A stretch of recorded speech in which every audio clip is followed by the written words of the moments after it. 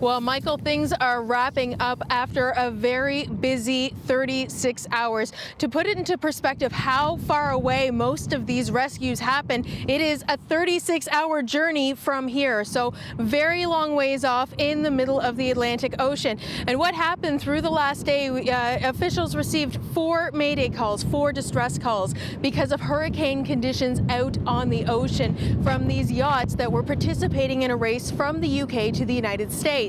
Now, the first mayday call was a yacht that was able to actually regain power this morning, so it's making its way to shore on its own.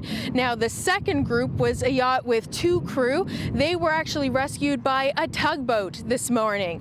Then that third yacht had 1 person on it, and the Queen Mary 2 cruise ship was actually called into action, and the cruise ship managed to get there in time, save this skipper who was on the boat waiting for help.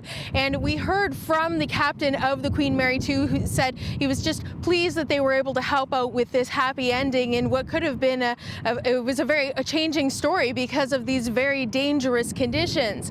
Finally today we actually heard that another yacht that was much closer, about 250 nautical miles east of Newfoundland, was taking on water. Now, we've just learned that the sailor on that boat has been saved. All 5 people who made the distress calls are okay.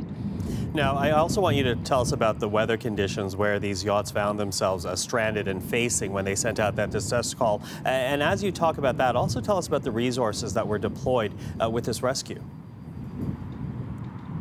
Yeah, well, Michael, I mean, if you just hear the stories of how it was, this was described as violent and extreme weather. We're talking 15-meter swells out there and the winds hitting 70 knots. So this was very powerful. One of the yachts actually lost its mast because it was so strong out there. And all the sailors could really do was hunker down and wait for help.